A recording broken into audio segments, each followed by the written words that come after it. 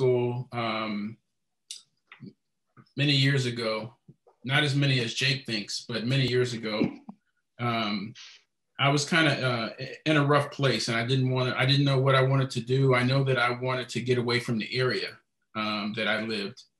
And so what I decided, this is going to sound crazy. What I decided is that everything happens in California. Everything you watch on TV is happening in California. And I decided that that's where I needed to be. And so at first I was going to try to use the Air Force as my vehicle to get to California. And they didn't seem too interested in me. And so I went right down the steps to the Navy recruiting office, and they were able to get me out in a couple of months. And so my journey to California began. As far as, I think, yeah, that's about it. Awesome. Jake, was yours similar, or do you have something different? There's some similarities. Damon's from across the water. He says St. Louis. I'm from East St. Louis, which is in Illinois. So there's a Mississippi River dividing the city. And we both actually met at Palomar. So we both went to Palomar and graduated the same year as well. So there's a few similarities. So I joined because I was homeless. So I had nowhere to turn, nothing. I went to college directly out of high school on an art scholarship. And that scholarship was a little bit too low. And financial aid was a little different at that point. We didn't get this 6,500, 6,700 that we're getting now. It was half of that maybe. And it was a situation where we had to used to have to fill out the FAFSA form. It was a long, 15, 20 page form we had to fill out. And it was a little different then. And I was adopted, and I had a lot of different guardians and things like that. So I wasn't in a situation where anything was passed down to me, and I didn't have anybody to pay for college. So my first option was college. And all I saw was the commercial on TV saying you get $28,000 to go to college. And so I was like, I can't do it. So I went to college. Didn't work out, didn't have the money. I'm constantly trying to do work on campus. I wasn't making enough. I used to draw for the newspaper. I used to draw for different people, and it didn't make enough money. I couldn't do enough jobs on campus, so I dropped out. Then I was stuck homeless, and I had nowhere to turn. Now I'm sleeping on couches, sleeping on people's kitchen floors and things like this, looking for something to do. And I just randomly came across a recruiter in the grocery store, because I was in a grocery store filling out a job application right at the counter. And I saw this dude walk in, and that started me being in the military. That was the only option. Other than that, I had no knowledge of the military, what went on inside of it, anything like that. So for me, it was just to get a job, a secure job, have a place to stay. That's really the reason that brought me in. So it sounds like there's some similarities and a little bit of differences in there, right? But a lot of the joining with the idea of getting somewhere else, right? Yeah. Looking back, what impact did your identity as a Black man in the service have on your time in? Was there good experiences? Was there bad experience? I'll start with you, Jake. I feel like you already got stuff to say. It's a lot of bad, and it's a little good. So the bad part I would say is, well, I'll start with the good. I get some good stuff first. So the good part is when you go and you kind of see other Black people, and you connect instantly. And it's like, okay, you know what I'm going through. I know what you're going through. We know why we joined. We don't have as many opportunities. So then you kind of build a small family unit within the military. Being in the Marine Corps is less than 200,000 people. So when I joined, it was like 170,000. That's not a lot of people. And a very, very small percentage of those people are Black of many ranks. So you tend to run into people that help mentor you, and then you see people that come in with you on your same level, and we know where we're coming from. We're coming from poverty. We're trying to do something with our lives. So we all have the same intention. So you tend to become friends and go through this together on this journey. So you get a lot of stuff like that. So a lot of building and a lot of communal bonding.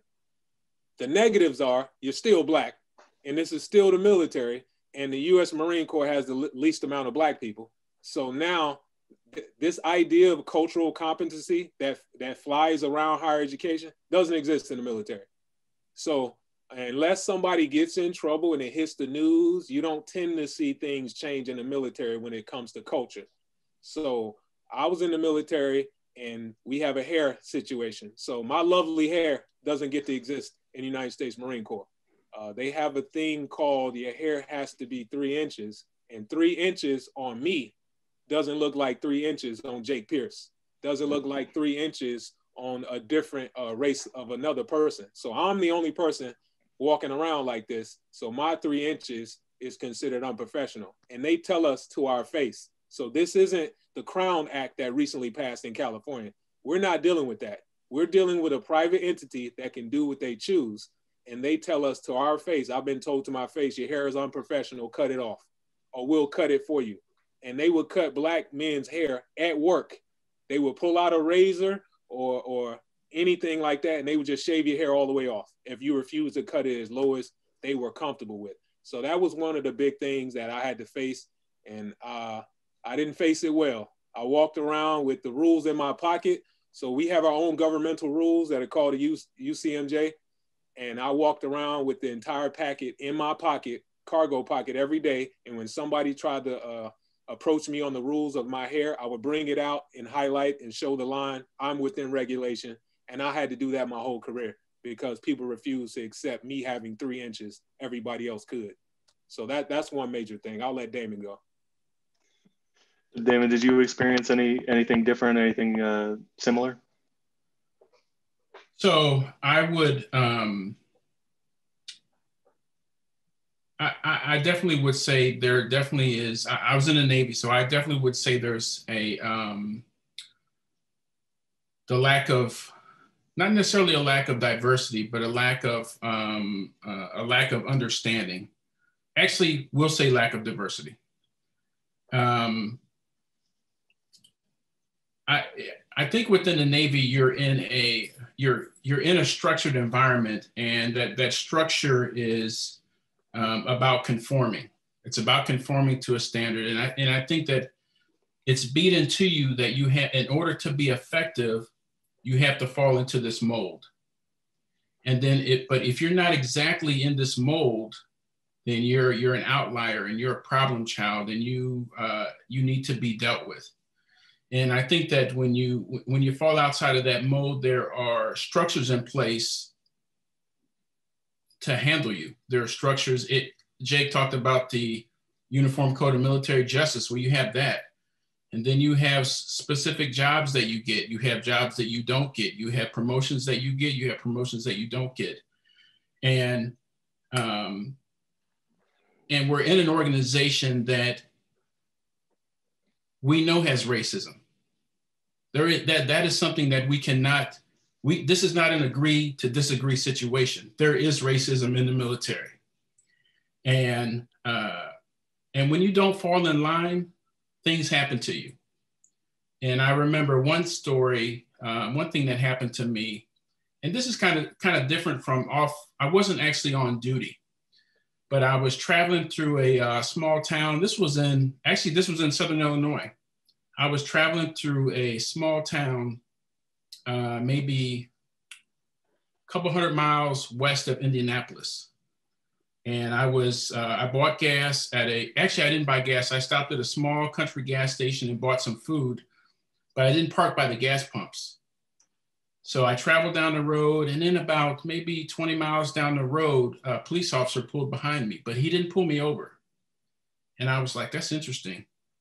And then another one came, I looked over to my right, another one came off the on-ramp, and then they pulled me over. And to make a long story short, the attendant accused me of stealing gas. She said that I had pumped 15 or 17 gallons of gas and drove off. And so at the time, the car that I had, it was impossible for that. I would have had to fill the car up and then fill up a gas tank, a gas can, in order to get that gas and leave. But I realized quickly what was going on. And so I got back to my recruiting station. I was on recruiting duty at the time, and I reported it to my chain of command. I reported it to my command master chief what happened. And he said, oh, okay, you know, that's bad. And, you know, that's wrong. And that's not good. And, but that really shook me. And then we talked about it some more later. And he just flat out said, what do you want me to do about it? And when he said that, I realized it was like one more thing to put me back in my place. You know what I'm saying? And something like that to a young sailor, that can stick with you. That incident sticks with me for the rest of my life. Like I will always remember that. And so those are the kind of things that I reflect upon. I won't keep going on and on. I'll wait for your next question. Well, I want to add to that. No, please do. Please do. Okay, so I talked to Jake about this a little bit yesterday. Being in the military and having that ID card tends to serve as a get out of jail free card for Black people. So I get pulled over from the day I came to California. I got pulled over 15, 20 times a month since I came to California. So when I first got here, it was like, I expected it. Every few days I got pulled over. And then I get a new car, I'm definitely getting pulled over. But now I pull out that military ID card and the officers go, okay, have a nice day. Now, if I didn't have this card, what do I have to face? Because before joining the Marine Corps, I faced everything that I faced driving a car. But now that I have this ID card, it becomes an excuse. Now my Blackness takes a back seat. And now I'm seeing as a military member that the police and the military have a respect for each other. And now I'm given allowances out of racism in some degree. So this tends to happen at times. But when I walk around every day, I'm not seen as a former military veteran. I have to state it, or I have to wear a t-shirt. I have to put it out here. Other than that, I just get treated the way people choose to treat a Black person. That commercial comes on TV with the sword coming out of the rock and slaying the dragon, the few, the proud, the Marines. That hasn't been a Black person for these 60, 70 years of that commercial. That normally is a white male. So now when you see these different races of people in the military, as we know they are, they just don't get to be the branded idea of what a military member is. You go watch all of the films, of the sniper films, of the save people's lives films, the Expendables, all of these different films that cover military, Rambo, all of these things that cover the military, and you don't tend to see that person being a Black man or a Black woman. So I don't become accepted in people's just mindset as being a military member, current or former. So, and I don't give the look, I don't wear the material, the regalia. So now I don't get the allowances. So now I'm still seen as a Black man in society, and I still get the treatment. So it's a thing to deal with, and it's tough because you find out, like Damon said, that racism is everywhere in the military, and you got to kind of weave around it. And it's a strong hold on your mentality. And some people crack, and they just say, I can't deal with this anymore, and they get out. And some people actually just change branches and maybe go to the Army because the Army has more Black people, and they tend to have a better outcome. But the mental fortitude you have to be in these areas, to be like, okay, I joined after 9/11. Like soon after. I joined probably 4 months after 9/11. And they were asking for a lot of people. I joined like 4 months after. So I joined like right in the January 2002 is when I joined. So I joined, and then we're going to support and protect the country against a terrorist attack. But in that same time frame, anything that affects Black people, they don't care about. It's dismissed. So the whole time I was in the military, I'm watching all of these Black men be murdered on TV. That doesn't matter. It's never discussed. Black History Month is not a thing in the military. Juneteenth is not a thing in the military. They don't care. HBCUs, none of this. So, and in the military, you can go to college. There's no HBCU connection with the military entities to go to college. So I went to Palomar because Palomar is connected to the Marine Corps base, and we could go to Palomar. But I don't get to go to Norfolk State. So being Black just is not a thing for the military. It's you're a Marine, you're an Army soldier, you're a sailor, and that comes first. But the culture of whiteness is just rampant throughout the military. and it doesn't allow for other people's culture. So we don't get celebrated that way. So we have to find each other and kind of stick together in order to make it through mentally and physically. We have to kind of stick together. So. And I'd like to piggyback on that just a tad bit. And sure. And the things that Jake discussed definitely are true, and those are our lived experiences. But I have gotten some good things out of that. I've gotten a retirement, so I know that I know I will never be hungry for the rest of my life. Healthcare and dental and medical and all that stuff. So there are some benefits that I have captured over those years. There's been a sacrifice. 18 years at sea is a heavy sacrifice to pay, but it's not all bad. Those benefits are. I am grateful for those benefits, and to be honest, it makes working now easier because I don't have the concerns about money. I want to do a good job here with the students, but I don't have the concerns about money because I know there's 2 checks coming every month. But like Jake said, the diversity is, have to do some work on it. The military, the Navy is a reflection of society. And I'm not sure how many people realize it, but our society is in turmoil right now. But this mess didn't just start last year. It's been here. And I think that some of our reasons for the incidents for the issues with diversity is we do have we do have some members of the military is controlled by white straight men. Let's just talk about the white elephant in the room. The military, the country, is controlled by white straight men. And words like diversity, white privilege, racism, racist, those are scary words to people who want to be in control. If you really analyze and you break down sometimes what a white straight male who has not embraced an anti-racist stance, if you break down what they may be thinking about, diversity may scare them because that implies people that want to be treated the same implies a threat to them, like something is being taken away from them. And I think that's what drives a lot of problems. I have heard many times people say on social media, diversity is fine, but I don't like it when it's rammed down my throat. What does that really mean?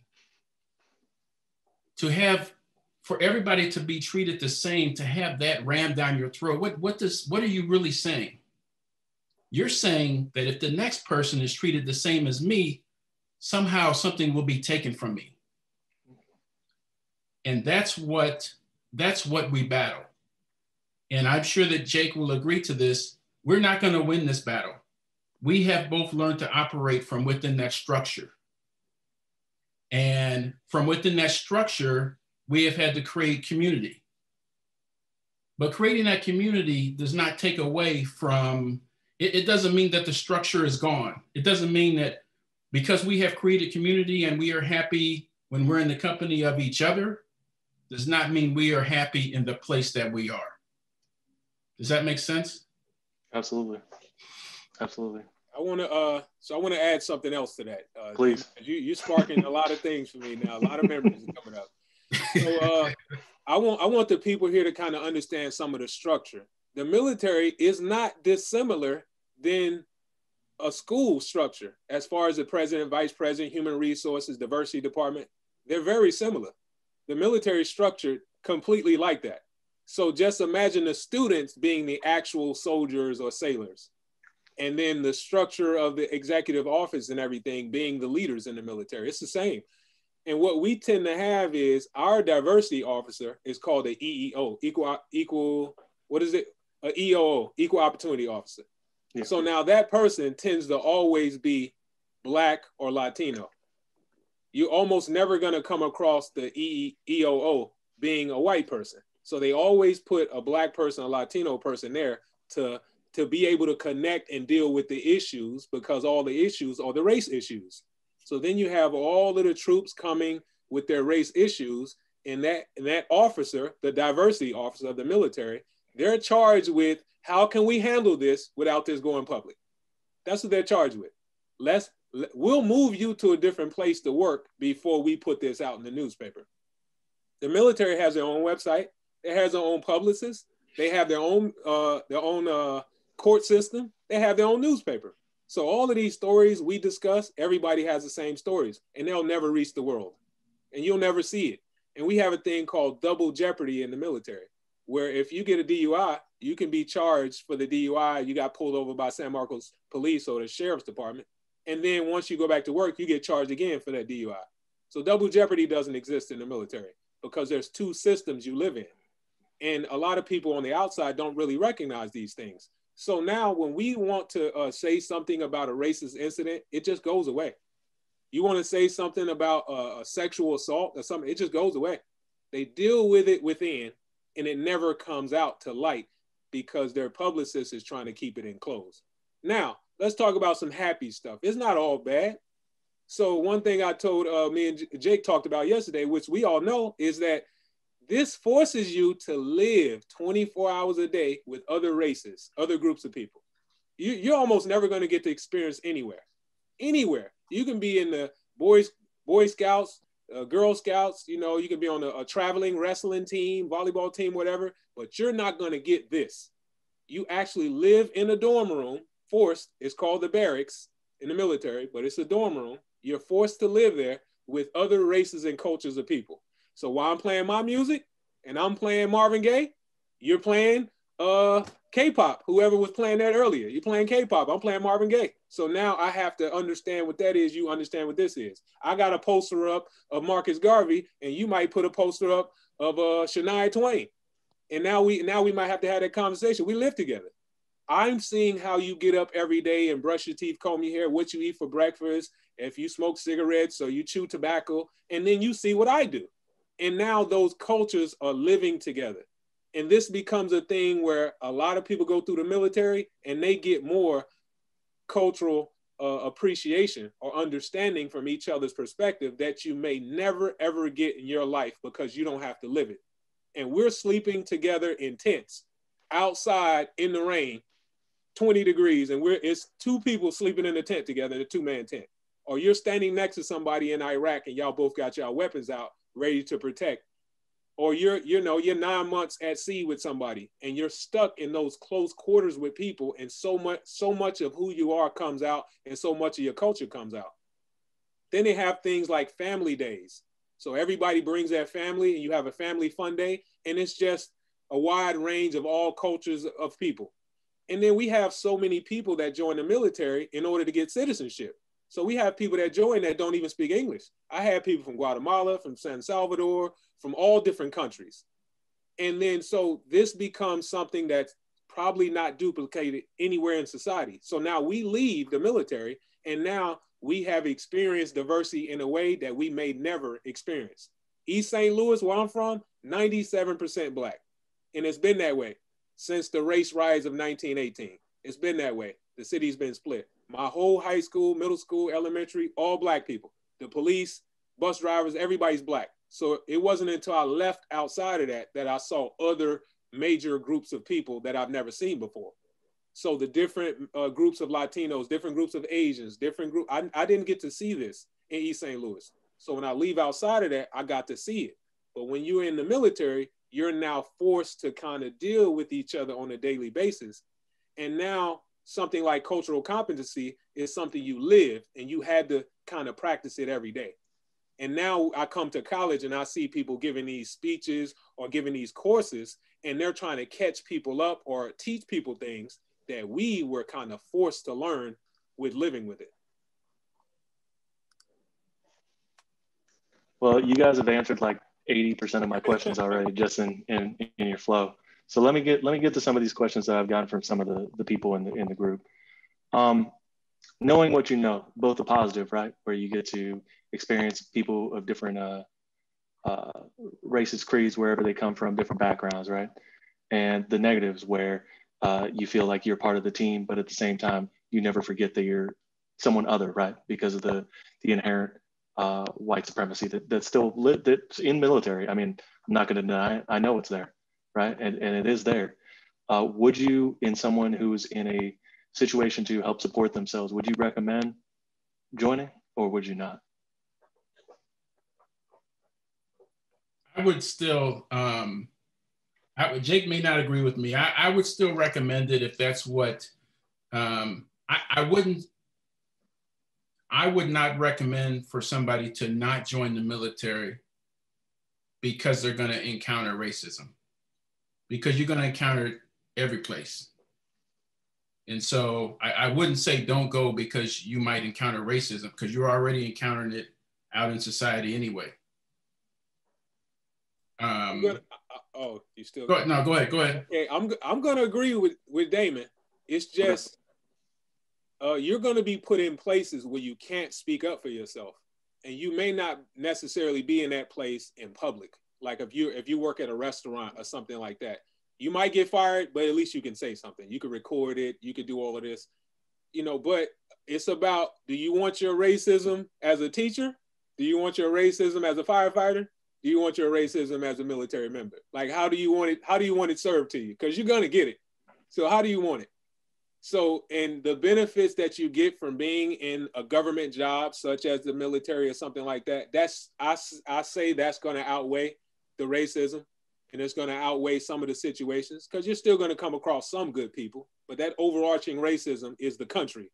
So the military is not absolved. So I would agree with Damon. I would still say, if you could take it mentally, and if you're prepared to deal with it, because it's going to be in your face, and it's not going to be presented to you on a platter with sugar all across the racism like you may get at an institution, a university. It's not going to be presented that way. It's not going to be presented like a politician is going to present it to you. We'll cover it up with code words. They'll tell you to your face. So I've been called the N-word in the military by plenty of military members of high rank. They also call Black Marines, they call them dark green Marines. That's what they used to call us, dark green, because we don't have to put camouflage on. So we go out and we do military tactics where we wear camo paint, and we go do our practices to be ready for war. And the Black people don't have to put camo paint on, because our skin is tones of brown, which matches nature. And all of the fair skinned people, they have to put camo paint across their whole body, hands, neck, and everything. And this is a major part of military training. And we don't have to do it. And now they make a joke out of it, and they call us dark green Marines. And they have a lot of little sayings like that that don't make it to the public, that people never hear about. And you have to swallow it. You could choose to take it to the EOO and it goes nowhere. You could choose to get counseling and it's just between you and a psychiatrist, or you could choose to physically react and now you ruin your career. And these are the choices we're met with.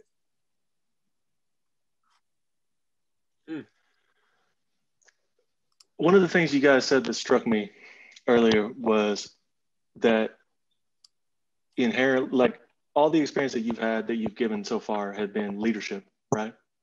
And I'm assuming that the leaders look like me, right? If there was more Black, more diverse, I know we just touched on that, Damon, with you, more Black leadership within the service, would that be, do you think that would help alleviate the problem, or is the structure at this point too ingrained, do you think? I think that the problem will always be there. Okay. We can't change. I think that we have a certain population that those of us that are Black and brown, we clearly understand the need to see somebody that looks like you. Even at the university, you know, we have the need to see Black and brown professors. In the military, you have the need to see people that look like you in leadership positions. And for a lot of people, that's what represents that's what provides you hope that you can achieve a certain position or achieve a certain rank, is that you see somebody that looks like you in that position. And the population that is that has the white privilege oftentimes doesn't recognize that because they have never been in that position. They have always seen somebody that looks like them in a leadership position. Racism in the military, I think it will always be there. I think the hope that you can do, one of the hopes that you have is to create more regulations, hold commanders more accountable. You want to try to create a structure that says that these things are not okay. I want to drift off just a little bit, then I'll come back. So I was on this, when I retired, I was a chief petty officer. And so I belonged to a fraternity, and we call ourselves brothers and sisters. And when you begin to realize that you're really not brothers and sisters is when everybody is your friend until you start talking about social issues. If you have somebody that is of color and they say, oh, everybody is, we're working good together. If everybody does their job, everything is fine. Tell that person, start talking about diversity in the workplace. Start talking about social issues. And then let me know how many friends you still have. Because as long as you're not talking about certain things, you're okay. What I learned is some of the folks that I served with, they really had some diverse opinions about diversity, some opinions that I'm not fond of. And so I can't remember the point I was getting to. Maybe you can jump in and help me, Jake, but I got you. So can having more diversity or more Black people in power change these things? Maybe. But then I'll point out some real life examples. Didn't we just have 8 years of Barack Obama as the president? Did that stop Black people from being murdered by the cops? So we don't change the feelings, insecurities, and perspectives of other people by having more representation. So I would say that's never going to be the fix. And I don't want or ask for the Black people to be the leadership of the military for my own personal like or want, or in any type of expectation that that's going to change or make things better. What I would ask is, whoever's in charge, how about you just do the right thing? It would actually serve more of a purpose and more of a fix if the white power structure of the people in charge actually make the correction than having a Black person be the commandant of the Marine Corps now, and now they fix things. That's self-serving. Are you the one that caused the issue? Are you the one perpetrating the racism throughout the military? No, it's not a Black dominant power structure perpetrating racism throughout the Marine Corps or the Navy. So why would that person need to get there now? Or even if they did, why would that fix anything? How are they fixing something they're not doing? You're patching up mistakes or bad decisions of somebody else.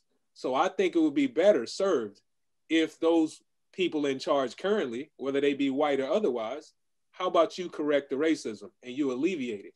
But we don't get those opportunities. So again, this is no different than higher education. Doesn't matter who the president or vice president is. Are you doing what you're supposed to do? Let's not cover up the racist incidents at San Marcos. Let's deal with them properly. And as a Black student coming to the school, if I see that this incident happened on campus and you dealt with it properly and you went through the actual rules and regulations and dealt with it, I want to come to your school now. What I don't want to do is look and see that, oh, it's been 12 years and there's never been a racist incident on your campus. Now I know you're lying. This is what happens in the military. It's all covered up. That's all public view versus the actual lived experiences. So you want to know the truth that happens in the military or the truth that happens on the campus? Go talk to those Black students. Go talk to those Black sailors and Black Marines, and they'll tell you their real experience and what they have to listen to and hear and the work that they're made to do while they're watching everybody else sit around and do nothing.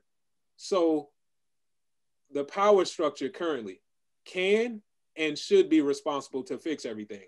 I don't need representation to fix things.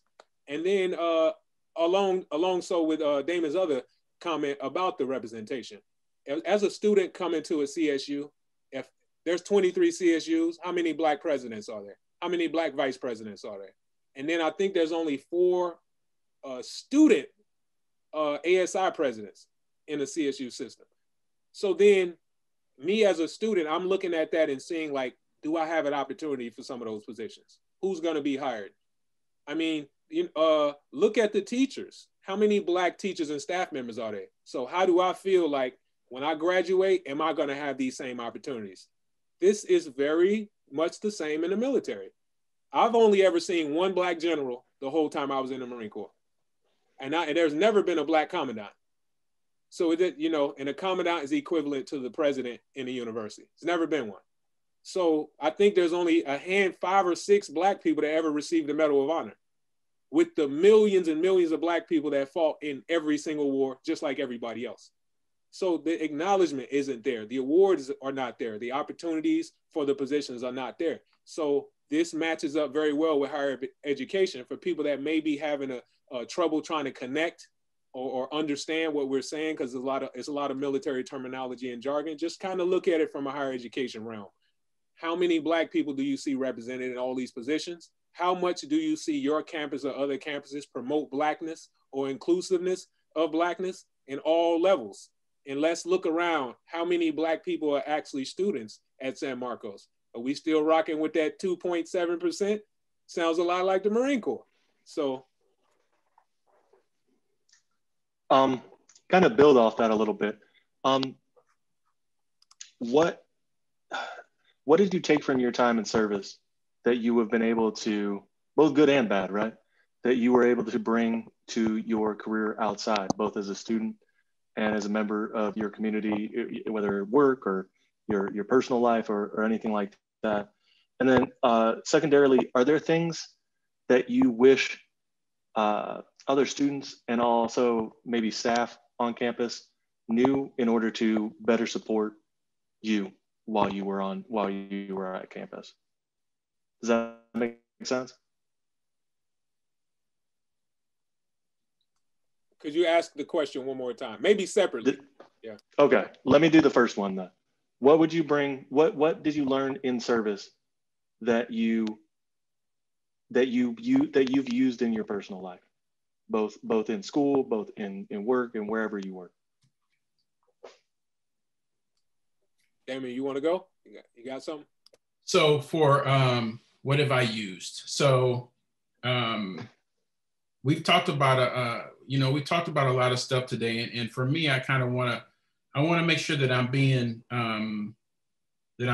clear here, in that when I talk about these structures and white straight males, I want to be clear that there are we do have a lot of white males that are allies. They are co-conspirators.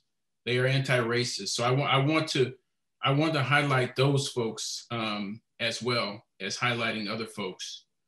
I think what I have gotten out of it is that I have learned that I've learned that I'm in a structure, but I think what I've gotten out of it is the ability to maneuver within different groups of people, the ability to get along with others, the ability to listen to others, the ability to be empathetic toward others.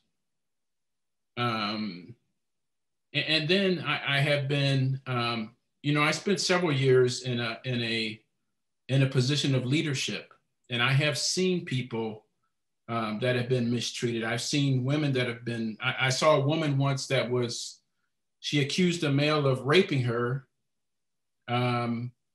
She decided to drop the charge a few months later, which is her right under military law. That is her right at any point to drop a rape charge. And it doesn't mean that she's saying that the person didn't rape her. It means that she's choosing not to pursue it anymore. I saw a woman drop the rape charge and go to captain's mast the next day and get kicked off the ship. I'm telling you, that sticks with me. At that time, I was the equal opportunity officer on the ship. That incident, I think about that incident every day of my life. What I really have learned is to be empathetic toward other people and to try to look at things through a different lens. That's really how I try to guide my life today. And the students in my class, I tried to focus on getting them to look at things through a different lens. I would say mine is very similar to that, but it's more about how I am maneuvering through the structure. So if we come out of high school and go to college, we didn't get much practice with life in a professional job or anything maybe besides pushing buggies at Ralph's or whatever you chose to do, or working at a coffee shop. So you had a chance to not really go out and see a lot of stuff. So your first interaction with different races, different groups, different temperaments outside of your own community may just come in college. So having that pit stop of the military, it lets you get a lot of practice in these areas of I'm in the room and I'm not just trying to speak up for my group or my race, or I'm not the only person coming from poverty. Poverty doesn't have a race. I'm not the only group. We're not the only people that join the military to get out of poverty. We're not the only people in here being oppressed by this racist structure. So you're able to empathize, which you may not have if you come straight out of high school and you didn't get that practice to see how this affects everybody in the workplace. You know, much to what Damon was saying, how the different people can be affected in the workplace and the structure holding it down and not dealing with it. So I also learned that coming into college, getting this from the Marine Corps, I saw in the Marine Corps that when you tap at the structure, they retaliate. And many people along the line will help them retaliate, much like that the young woman was kicked off the ship. The retaliation comes. They will escort you. You will become outcast. You cannot tap at the power structure and expect not to receive some type of retaliation. So it happens, and it happened to me. But when I came to college, I expected it, and I was ready for it. But because I had this pit stop in the Marine Corps, I'm walking in thinking, hey, these are the rules. This is what we follow. Wrong. There's much nuance in the rules. So I'd like to give a shout out to all you professionals in here who are doing your job and doing it to the best of your ability. And you're putting these tough decisions that you should not have to make. So I learned that, hey, you have all of these workers in the military, and then there's a chunk of them that like, I have a family to go home to. I have to keep this job. I'm here to retire. I'm paying for my wife or my husband to go to college. I'm paying for my kids to go to college. This is my career path. And I could throw this all the way. I've been in 8 years, and I'm going to throw this all the way to stand next to you because you charge my boss for racism. My boss is a lieutenant colonel, and you have him on tape calling you the N-word. Now, I can either choose to stand next to you because I've heard this tape, and I stand next to you and say, this happened, here's the rule, you should be charged.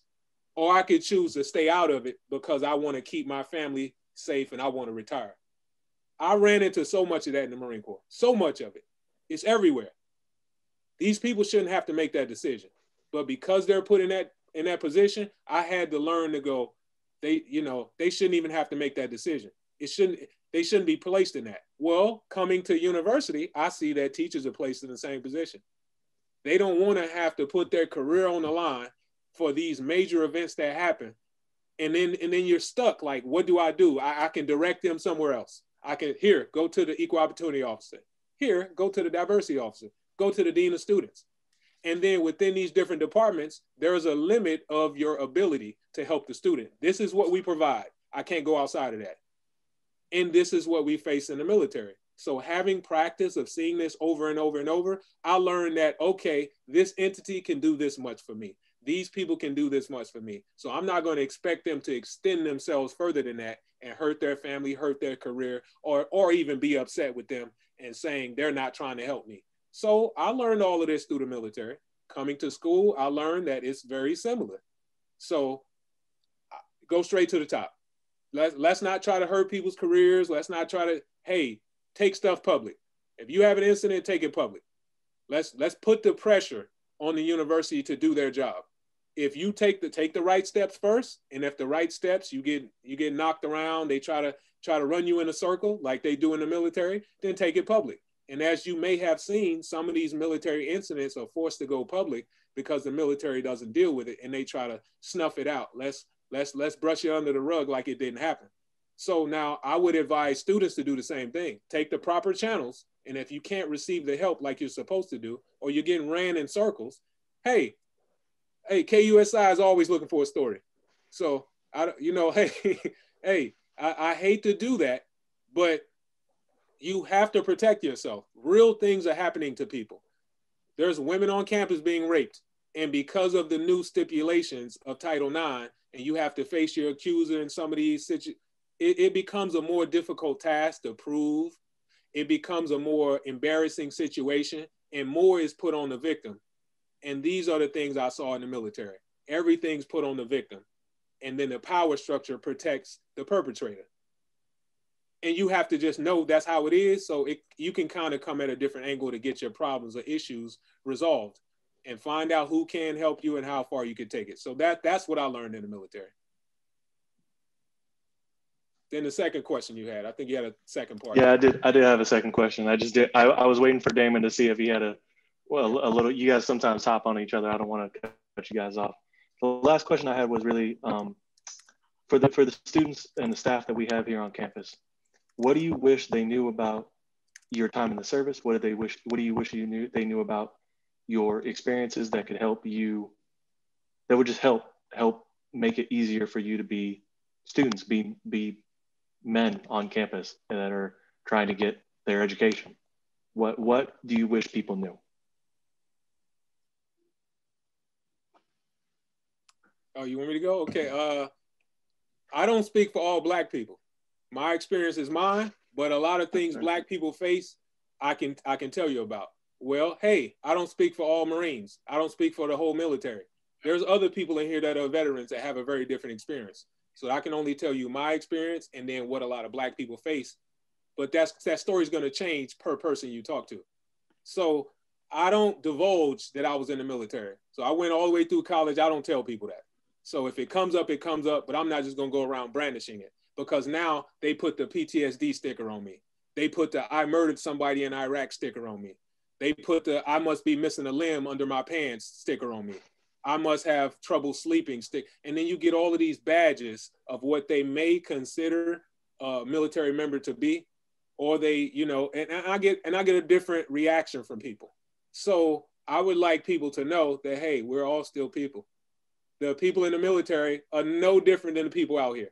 The same problems exist. People have relationship issues, economic issues, educational issues. People stutter in the military. People stutter out here. Don't look at these commercials and think that the people in the military are just the top 5% of all human beings in the country. No, we're still people. Some of us have issues with our weight, our height. We're still humans. We're still people. So I would just like that to be to get across to everybody here. Talk to me as a person. Don't talk to me as a military member. You walked around with a gun for 12 years. No, talk to me as a human. That's it. Well, what was the question again? You're okay, Damon. What do you wish people knew about you as a military member, or as a Black man on campus, however you want to take it?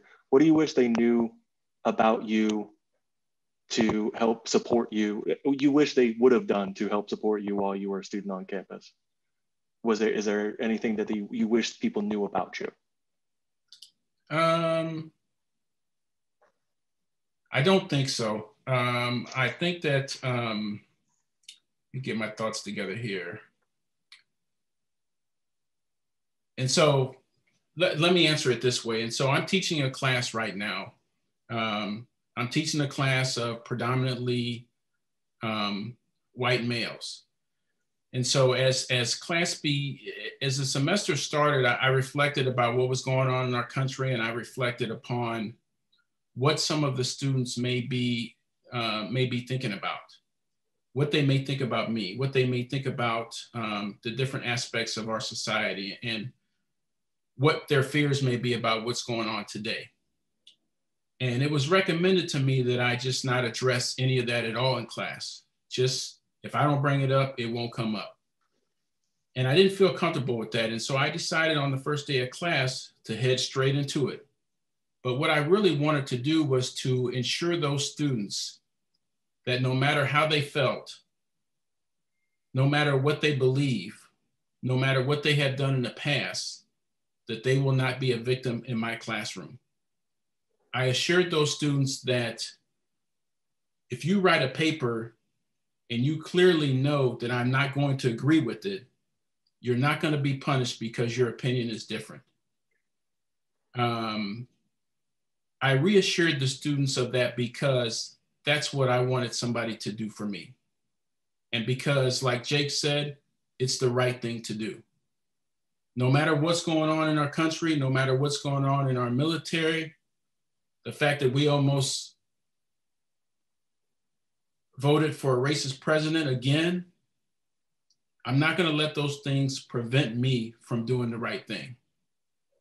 And I'm not going to let it prevent me from teaching my students to do the right thing. So I don't know if I answered your question, but that's what came to mind. No, that answered it perfectly. I think that's a great way to answer it. Before we end, do you have any final thoughts? Anything else that you feel that we did not address in this session? Don't both speak at once. I would say, people talk about inclusivity a lot right now. That's a new hot word for the last 5 years or whatever.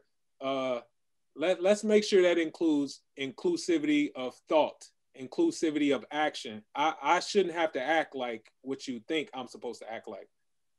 I shouldn't have to smile and tap dance and do all of these other things you expect. I'm me. I get to be an individual. I get to be me. So I shouldn't have to do what you expect me to do in order to make you feel comfortable. And being a Black man, that's been the trope of the United States of America, that I need to just be smiling for you. I need to be jovial for you. This isn't ragtime. This isn't, the minstrel show. That's not what this is about. So I have to be allowed to have what people call bad days or rainy days. I have to be allowed to have quiet days where I just want to relax and chill. So I have to be allowed to be human. That's really all I'm saying.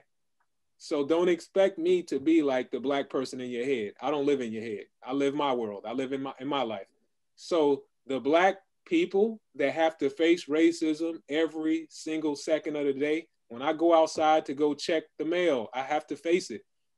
People jump off the sidewalk. People run out of the mailroom when I walk in there. They just open they slam the door and run out of the mailroom because they're uncomfortable being in the same mailroom as me, as one door, one way in, one way out. So I have to constantly deal with this. People don't want to touch the money when I pass it across the counter to pay for things. It's always on. It never turns off. As soon as I walk outside of my house, it's on. So when you approach me, you have to know I'm bringing all of this. This is my day. So now I have to make an effort to be jovial, to be happy, to just be comfortable, to relax. So I have to have time to let some of this steam go. So be mindful that a lot of Black people are dealing with this, walking around your campuses. Some of these people are your coworkers, and they have that on their mental at all times. So we need to give people some leeway for their mental health. So that's what I would add to it. Can I get some of that money? I think we'll end it there with Damon getting money. I want to thank you, Damon, and you, Jake, for taking the time to share with everybody your thoughts and experiences as Black men, as African American men in the military. I want to thank Shin Cook and the Veteran Services. I want to thank John Rollins and the Black Student Center, and I want to thank Ashley Fennell and the communications team at ASI for helping putting this on. We will be having another one next month. I look forward to seeing all of you there. Thank you so much. Thank you, guys.